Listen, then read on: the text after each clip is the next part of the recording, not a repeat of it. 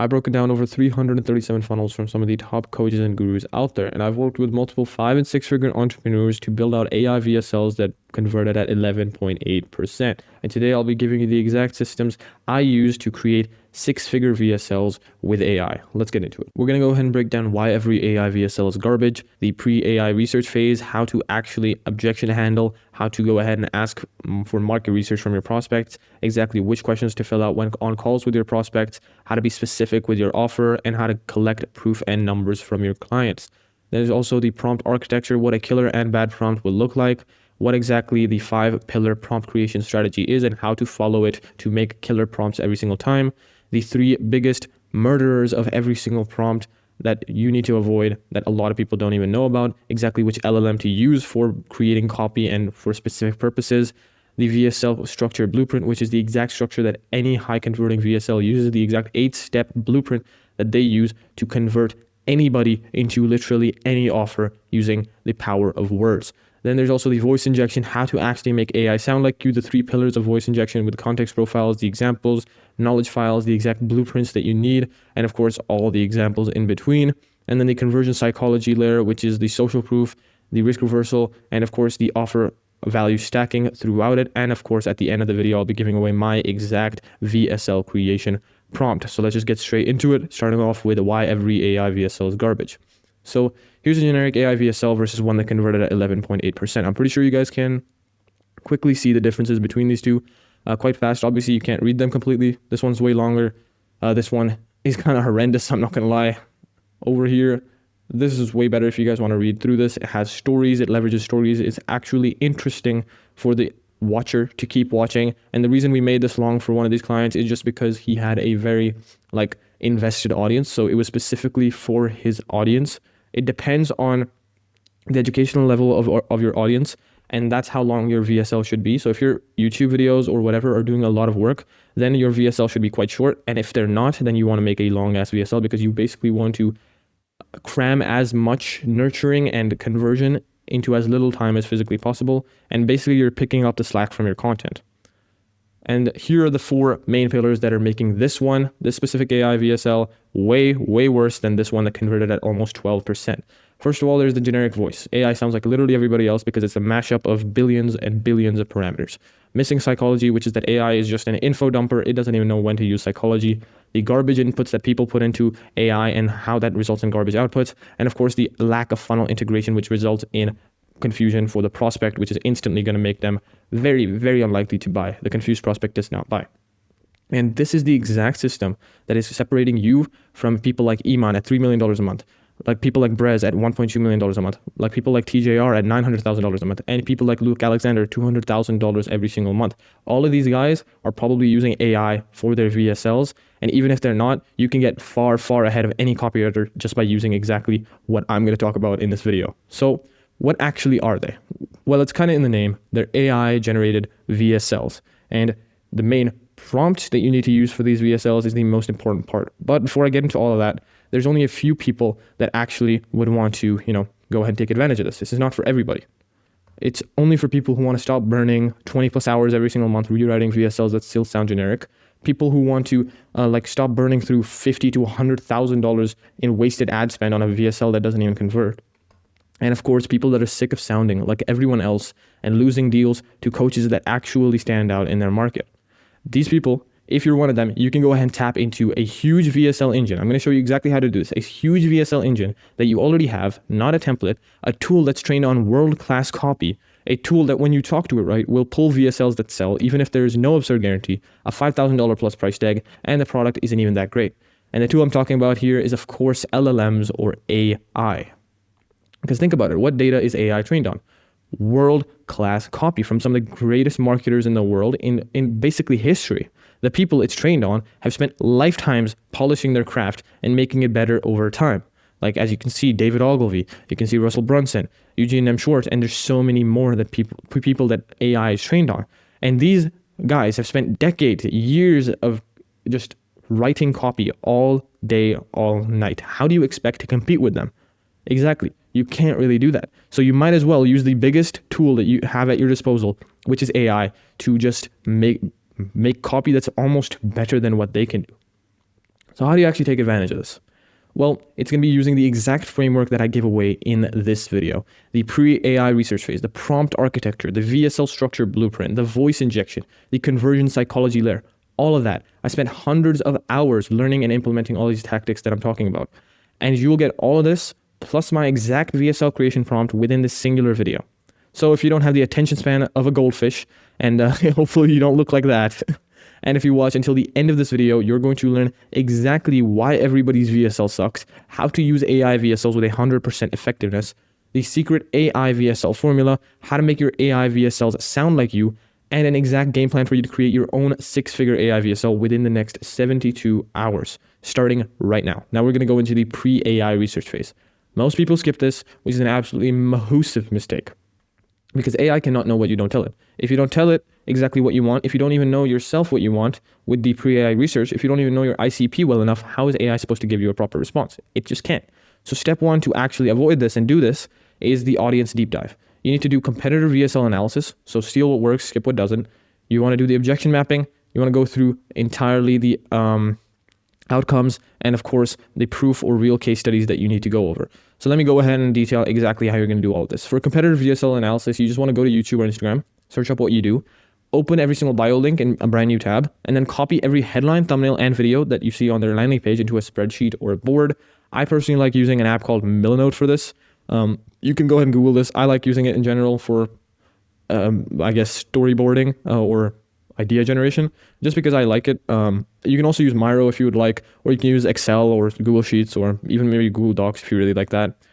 And you give yourself 20 minutes with no distractions just to come up with different renditions for your own video. You then want to cut everything that sounds bad and then everything that would not fit your demographic. And by renditions, I mean the headline, thumbnail, and video, right? So like the hook, basically. You want to go ahead and get 20 minutes for each of those topics, and you just basically give different renditions. That'll be about an hour of your time, and then you want to decide on one combo that you want to use, and then use that as your baseline, right? And then this is going to give AI a really strong base and foundation for it to build off of. And again, guys, you're not copying here, you're just learning. Just switch it up a little bit, bam, you're not copying at that point, because that's what everybody else does anyways. Next is objection mapping.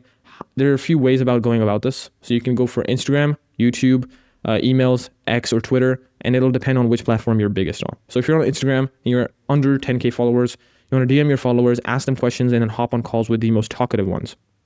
If you're over 10K, put a type form in your story and then reach out to the most descriptive fills. And then you want to hop on calls with them. And I'll get into what you want to do in these calls later. You would then want to put up or if you're on YouTube, you want to put up a YouTube community post with a type form link, ask for IG handle, DM the most descriptive, and hop on calls.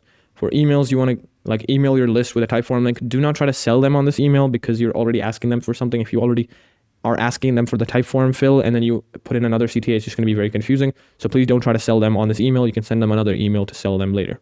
Then you want to ask them for the IG handle and then DM the most descriptive ones and then hop on calls with them. For X, you just want to put up an X post and then DM them on X natively and then hop on calls with them. The reason I'm pushing calls so much are just because calls are the absolute best. They're the top, okay? Because you can basically just dive so deep into their pain points compared to literally anything else, because I'm not sure why, but it's just way easier. Obviously, because you can have way more volume of questions that you can ask, and also it's like for the other person, it's way less friction than on DMs or whatever it might be in general, just because people don't like typing that much, and you can talk way faster than you can type. And when you get on calls with these people, you want to fill out this entire sheet. You can screenshot this real quick if you would like. You want to fill out the promise or dreamland, the problem, the journey of potential clients, the problem list, the desired situation, what is the gap and how do they bridge it, the unique selling proposition and the details, why they should believe you, the features and benefits, the product deliverables, and the high ticket offer sales argument, customer verticals, potential questions, and objections. Objections at the end, and you want to fill out all these questions first as well, just because if you haven't done market research, you want to do this. If you have done market research, don't worry about the rest of the questions. Just make sure you have the objections. Because if you don't handle objections, they will absolutely manhandle you. As you can see, this is objections and this is you being absolutely tossed into the ground. Because now next is outcome. So what exactly are you promising? Be specific. Become a better trader, improve consistently, pass a prop firm challenge, increase win rate. This is way worse than saying something specific like in 6 weeks we install one A+ trading setup, a 3-rule risk plan, and a daily review loop, blah blah blah. You want to have specific statistics, specific percentages, specific numbers throughout your VSL. Now, this will obviously depend on your ICP and your actual ideal client that you're going for, because let's say they don't know that much about you, or they don't know that much about the topic in general, you're just going to overwhelm them if you give them too much information. But if they're an expert, that's when you want to give them a lot of information. So you kind of got to gauge this yourself, or if you, of course, want, you can go ahead and DM me on Instagram, link down below, because specificity, again, sells. Now, then there's proof. For proof, you can just do like DMs, and then you can do like dashboard screenshots, and then you can also do these like total payouts off of whatever platform you're being paid out of, like WAP. You could do this with a school. You could also do this with like your, even if you want to use your Stripe dashboard, or even if you want to use your like, whatchamacallit, bank account. You can also just screenshot your bank account. Those look super realistic. Either way, all through this work, they're really good. Now, at this point, you should be able to deep dive your audience better than they know themselves. So desires, fears, pain points, analyze competitor VSLs and steal what actually works, map every objection before your prospect even thinks it, define specific measurable outcomes and not vague make money promises, gather proof that converts, so real numbers, case studies, not text testimonials. And of course, now that we're done with the pre-AI research phase, we're done with the foundations, and now we got to dial in the prompt architecture. Now, this is number one because a lot of people don't know how to do this. Because inputs equals outputs. I know this sounds super basic, but nobody even understands that, right? Inputs equals outputs. So garbage inputs that you put into AI will always produce garbage outputs. If you put crap into AI, if you put like if you put whatever you put into this machine, it's gonna spit the same thing out, except it's gonna be dressed up a little bit, right? If you put in garbage, it's gonna dress up that garbage into a little cute dress, and then it'll show it to you, but it's still garbage at the same time. Now, what a bad prompt looks like is using ChatGPT, which is a big mistake, and then this garbage.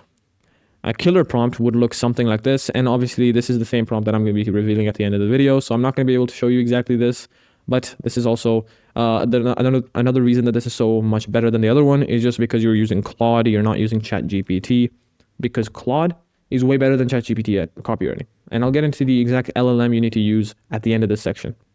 But there's a big problem. Good prompts are kind of hard to make. So you can go ahead and copy the strategy so that it becomes easy as all hell. Now, there are 5 main pillars of killer prompt generation. There's the role and task, context, the constraints, the structure and output, and then there's the examples. Now, the role and task is who is it supposed to be and what must it do? So define the persona and single objective. State the authority, the tools it may use, like the success metric.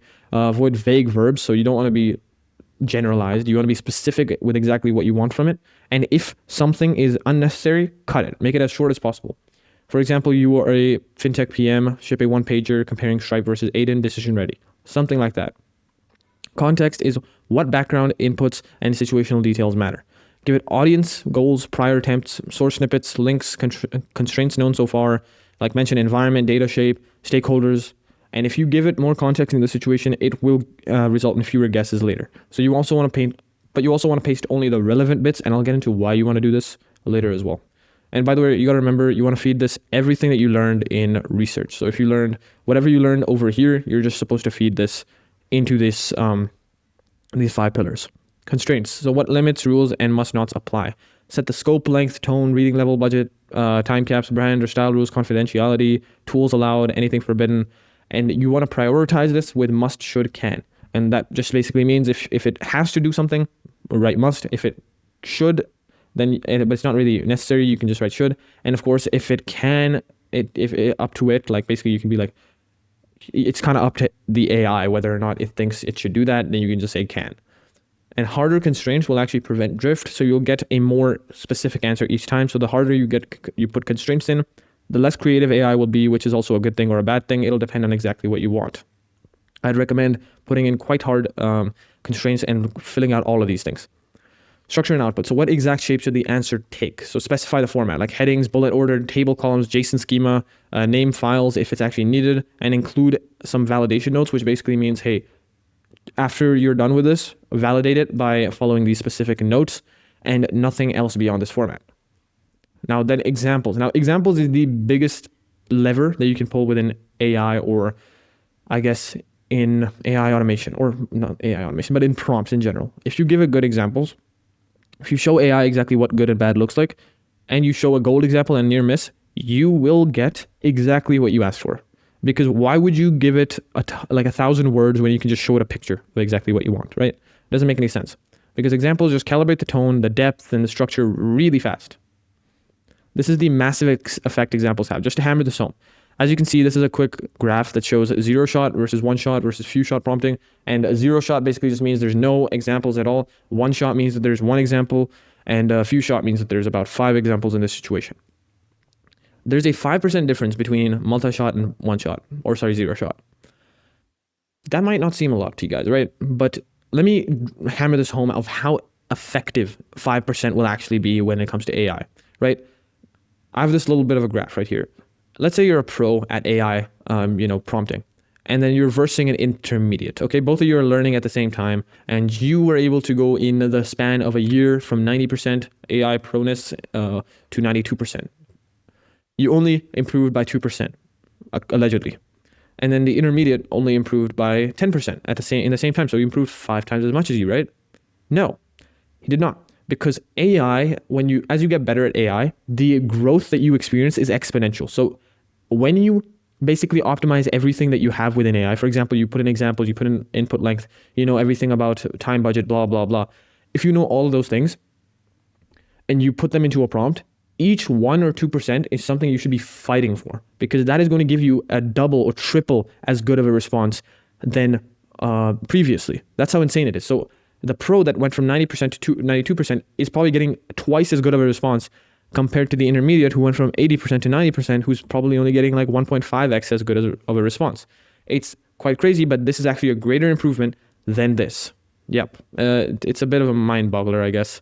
But yeah, I hope you guys understood something about that. Next is input length. So input length has an even bigger effect. The more words you actually use, the less effective the LLM's response will actually be. So reasoning over input text, this is a quick bit of a graph again here. This is GPT-4, GPT 3.5, and Gemini Pro. They're comparing these Mistral as well. I'm not sure if you guys know what Mistral is. You don't need to worry about that. Just worry about Gemini and GPT. When you add, the longer your input length is in terms of number of tokens, the worse your LLM's response will be. So if you make your token like 10 times longer, you're going to get a 20% worse response. That's insanity. 20% worse of an effect with your prompt. Your prompt will be 20% worse. And this is just with GPT-4. That's even worse with like Gemini or these other models, like 30 to 40% with other models.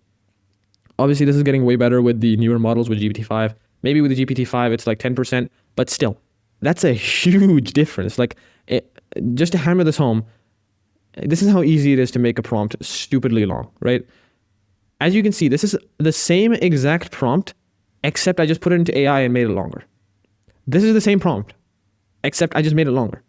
So you can really easily cut down any prompt and just try to make sure you don't get into the rabbit hole of kind of making a longer prompt because you apparently think it'll give you a better response. It'll give you a worse response, actually. So the better you are at AI, the shorter the prompts you use and the better quality the prompts you use. Quality over quantity when it comes to AI. It's the same as being with humans, right? So if you give too much information to humans, they're going to get overloaded. Same thing with AI. You got to treat it like a very small human, a very stupid human, I guess. Next is time budget. Give the LLM time to think. If you try rushing it, it's going to get you rushed results. As you can see, this is another graph with Claude and, of course, a human. If you see that, this is for research, but you can kind of extend this, or kind of compress this down to our time frames as well, like just using extended thinking, basically. But the more time you give a human, exponentially more results you get. When you give a LLM more time, the same thing happens. And a lot of people don't understand that. It is exactly the same thing that happens. It's quite crazy, yeah? But the more time you give these LLMs, or AIs, the better response you will get. So I always advise you should be almost always be using the extended thinking feature on every single AI tool that you use. So this is what Claude's extended thinking look like. If you're using ChatGPT, it'll look a bit different as well, but it's just the same basic thing. You don't need to worry about that too much. It's just basically the same thing. It's you press the plus button and then you can go to extended thinking. But there's a note here, do not use it for basic stuff. It might overthink and just give you some random crap. So if you're asking about the weather, please don't use extended thinking. It's just going to overthink and give you some random garbage. Next is layered prompting. So you won't ever get the perfect VSL on the first try. It's basically impossible. Because you want to always iterate and refine. You'll always be drafting and editing the drafts constantly to get your perfect VSL. So for example, on draft 1, let's say the VSL is at 60%. On draft 2, it's on 70%. On draft 3, it's 80%. On draft 4, it's 85%. On draft 5, it's 90%. And then at 90%, you're like, all right, cut it. I'm fine with this. I'm fine with the 90% goodness of my VSL. And so you need to keep on iterating and refining the VSL with small prompts to this AI, because you will never get a perfect thing the first try. It's simply impossible, basically. Next is step 2. What LLM should you actually use? Well, there's no single best LLM. It kind of depends on what you're trying to actually do. So I'll just go ahead and tell you the best use cases for every single LLM. So for ChatGPT, it's really good for building code, JSON, tool calling, and function chains. It's also really good at rapid prototyping. So like N8N, node logic, parsers, and small automations. And it's really good at file work. So like code interpreting, maths, CSVs or PDFs, and also making structured SOPs or templates. So I personally like using ChatGPT for formal copywriting, if you know what I mean.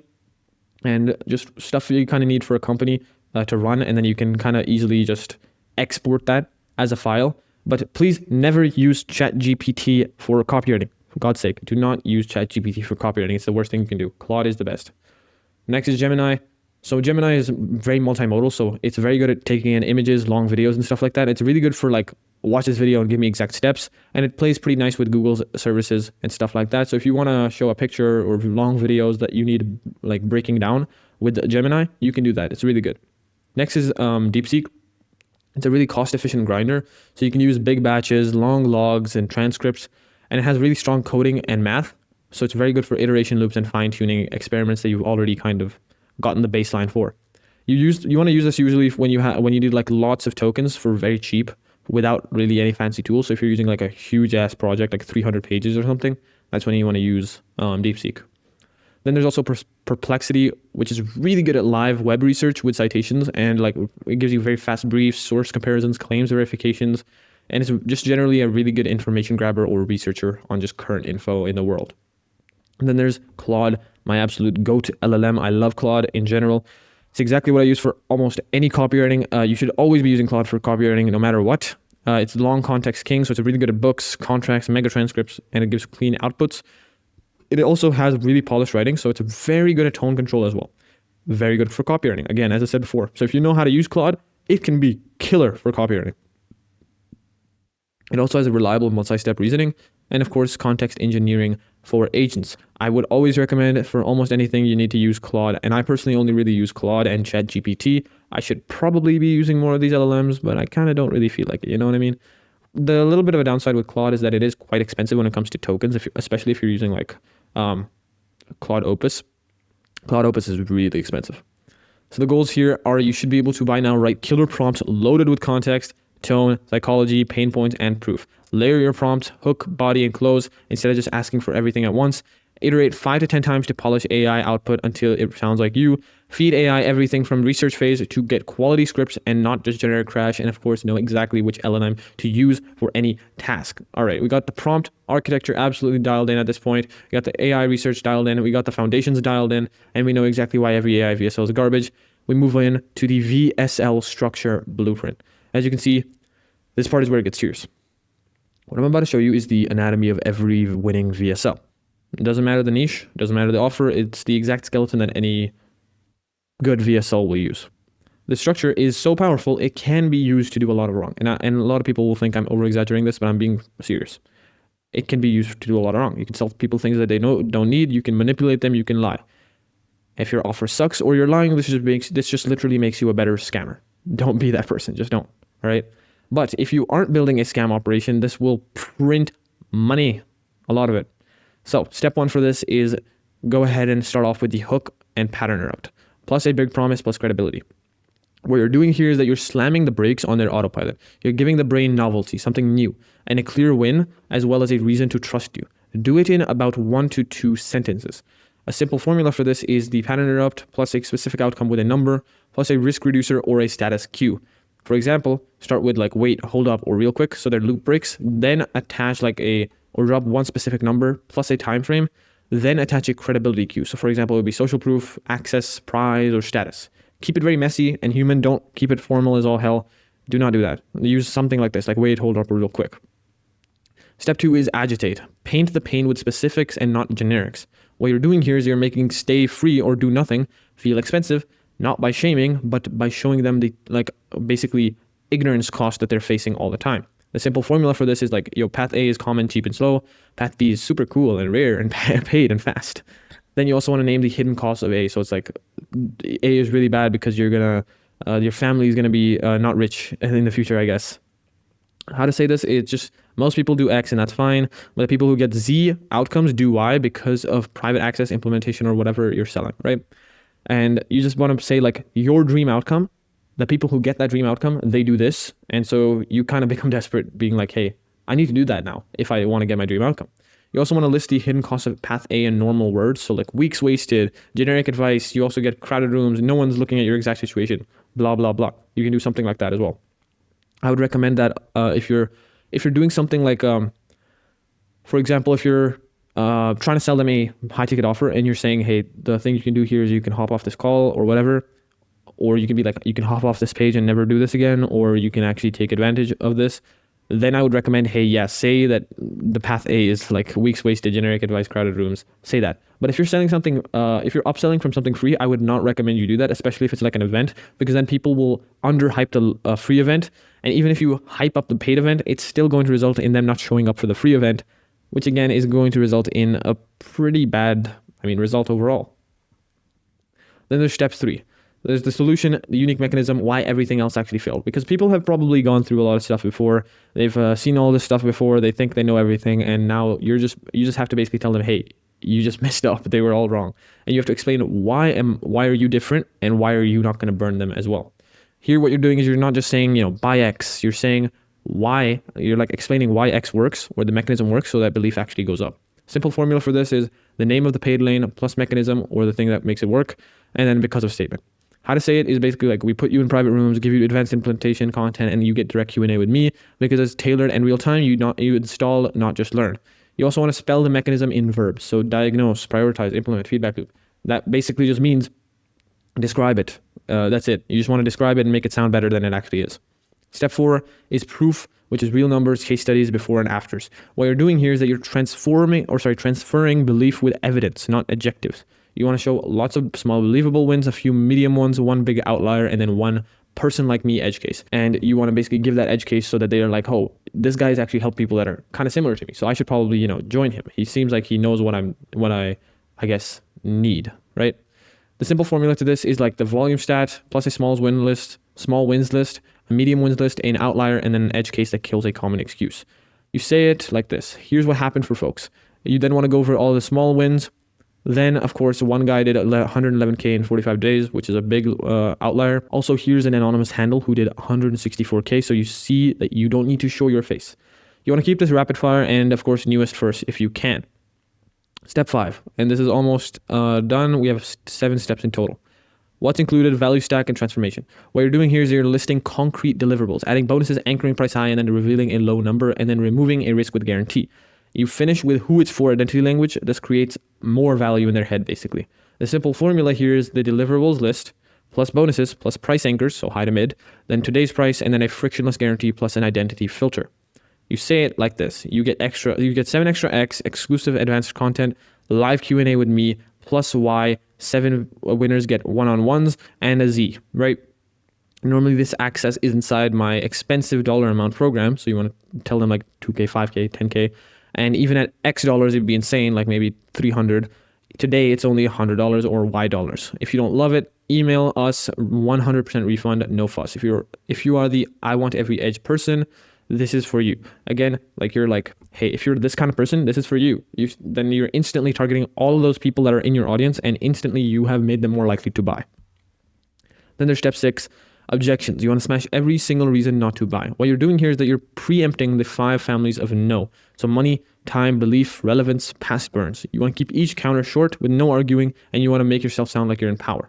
Simple formula here is objection plus 1 sentence counter tied to proof, guarantee, or mechanism. How to say it. Money. The only reason this is priced at X dollars is because it lets us install a mechanism, diagnose, prioritize, blah, blah, blah. So you stop guessing and start result in time frame. Time is the same. That's why it's 20 to 45 minutes. It saves you weeks of trial and error. Belief, you can read all this rest here as well. Belief, relevance, and past burns, all that jazz. Step 7 is the urgency or CTA, which is real scarcity or opportunity cost. You're forcing basically a now decision with a clean yes or no, and also, of course, trying to basically build a ton of scarcity, right? Simple formula here is binary buttons plus an instant fulfillment step plus a deadline capacity plus opportunity cost line plus a guarantee reminder. Click yes for X or no for Y. Yes gets instant access to the Z where we're already sharing stuff. The launch is on date. Don't leave this page without joining a group or your registration isn't official. If you skip now and regret later, this does not come back. Goals here, you want to hook your viewers in the first 30 seconds with a pattern interrupt plus a promise plus credibility. Agitate pain points with specifics that make them feel the problem. Present your unique mechanism as the only real solution. Stack proof throughout your VSL, not just dumped at the end. Build irresistible offers using value stacking. Handle every objection before they even think it. And of course, create real urgency that drives immediate action. Follow this blueprint and you're already 80% of the way there. All right. Now, next is voice injection. This is exactly what separates you from everyone else. Now that you're done with the VSL structure, now you got the prompt architecture dialed in, the pre-AI research dialed in, the foundation dialed in. This is one of the most important things that will separate you from everybody else. This is the voice injection. But before we get into voice injection, why does AI just sound so damn generic? Because it's been trained on literally everybody's data. What do you expect? Like, it's been trained on billions of documents, websites, books, and articles like this. How do you expect it not to be like a mashup of just everybody? Because it just averages billions of styles. You literally get the most average voice possible. That's literally it. You get the most average voice possible. Your prospects see 50 VSLs a week. If yours sounds like everyone else's, they will not give a crap. Simple as that. So you can go and follow this strategy so that does never happen again. Step 1. So what voice injection really is. Voice injection is basically context profile, examples, and knowledge files. Here you go. Here's a little pillar diagram for you. Context profile is at the top. The examples are next, and then the knowledge files at the bottom, of course. Now, first, context profile. You want to think of this like an instruction manual for your voice, like a blueprint, basically. How does AI follow it? The files you use for this is .json for profiles, and of course, markdown text or docx or PDF for content. You do not want to overcomplicate this. This is extremely important. Don't overcomplicate it. You're not training an entire model. You're just feeding it a little bit of clean context that makes it understand what the hell it's doing and where the hell it is or what situation it's in. The context profile framework is basically as follows. The brand voice is the tone, cadence, or words to avoid. The style rules are the length, format, and examples to mimic. Audience ICP, who they are, so the pain, objections, and of course the offer pack, the products, the prices, the proof or guarantees. Positioning is the USP, enemies, taboos. The prompts are reusable tasks like hooks, emails, or ads, and then compliance is forbidden claims or disclaimers. And this is how you're basically going to use all of the pre-AI research phase material, right, in these context profiles. An example of this would be right here. You can read through this if you would like. And then, of course, part 2 is examples.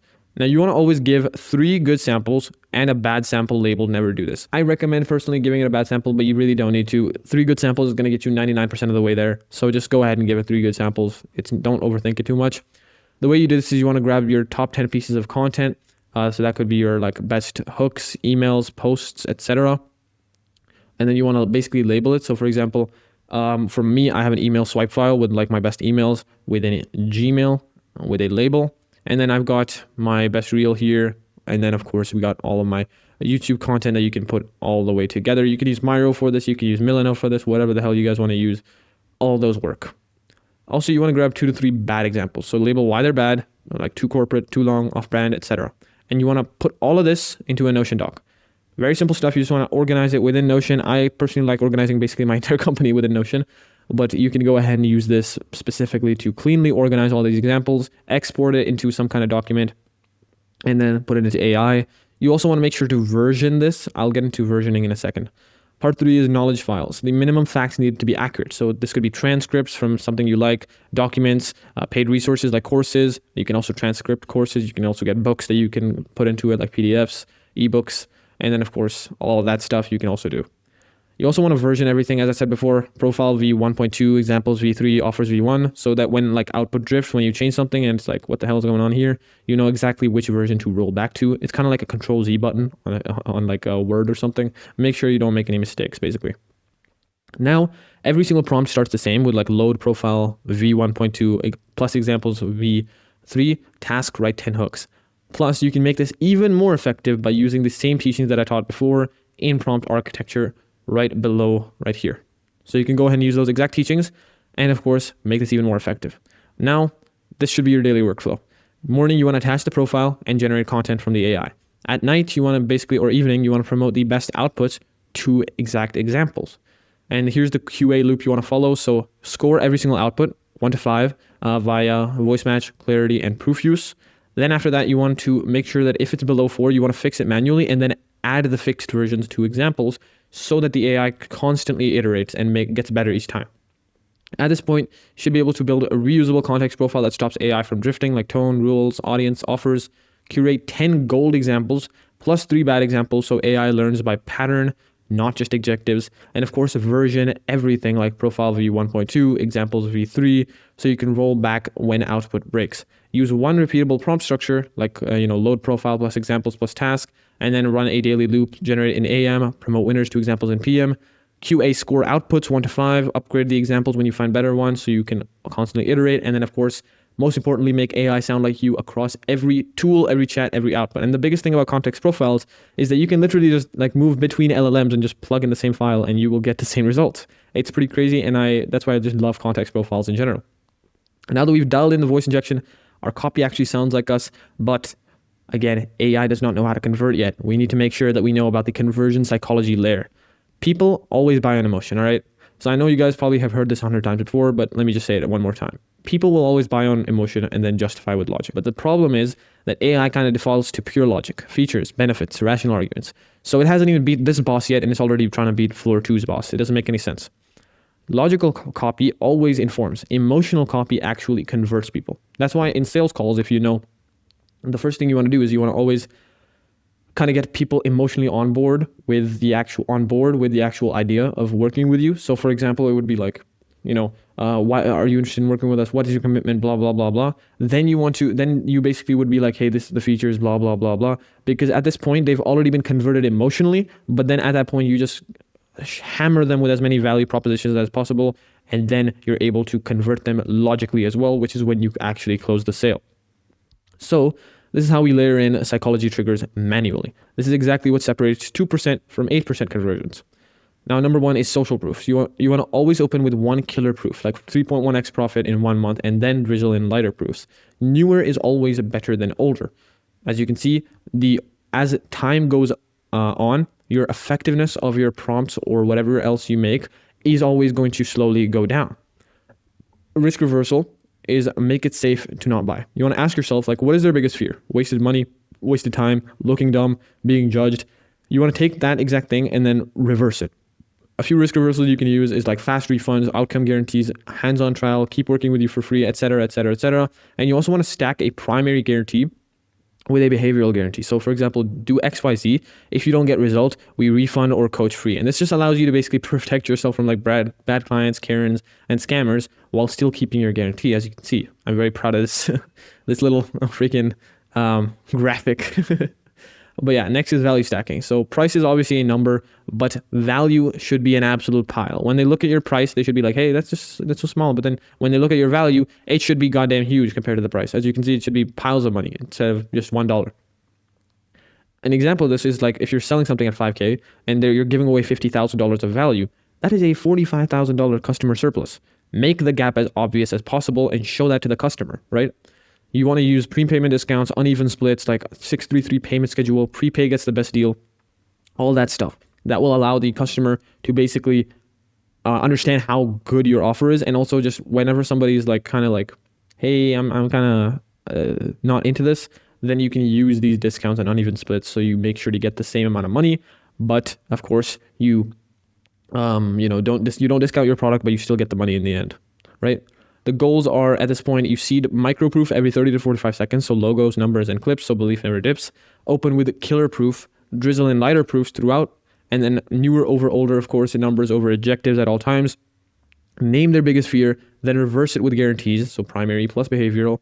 Stack value visually, so price looks tiny, 50K value versus 5K price equals 45K surplus.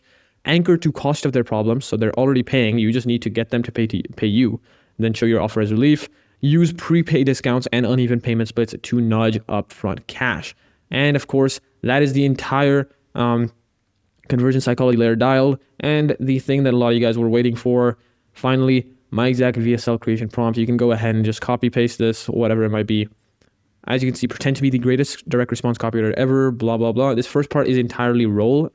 Next is going to be the task as fast as possible. As you can see, I made it very, very short. This is entirely a very short prompt, but it's extremely effective.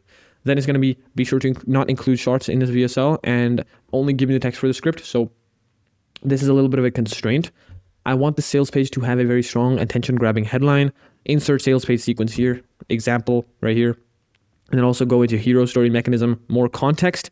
Again, context, context, context. And then make the sales page 2,000 plus words, easy to understand, massively persuasive, and use the tone of insert tone throughout the text. Even more specifically structural. And then again, inspiration is the actual example, which is going to be right down here. Hope you got a ton of value from this video. We went over the entire, why every VSL is garbage, foundation, pre-AI research, prompt architecture, structured blueprint, voice injection, conversion psychology, all of that. And of course, my exact VSL creation prompt. If you got a ton of value from this, do all that YouTube stuff. You can go and leave a comment, subscribe, like, whatever it might be. If you are interested in working with me and you want me to implement all of this into your own coaching business, for example, if you don't have enough time, if you feel like you are able to scale, if you have a huge audience and you know you can scale super far and you don't want to lose money off of some stupid mistakes like hundreds of thousands of dollars, which I've seen happen a lot, man. You could be losing hundreds of thousands of dollars just by making a singular mistake. It's quite crazy. But of course, check the first link down below, DM me on Instagram. We can go ahead and talk.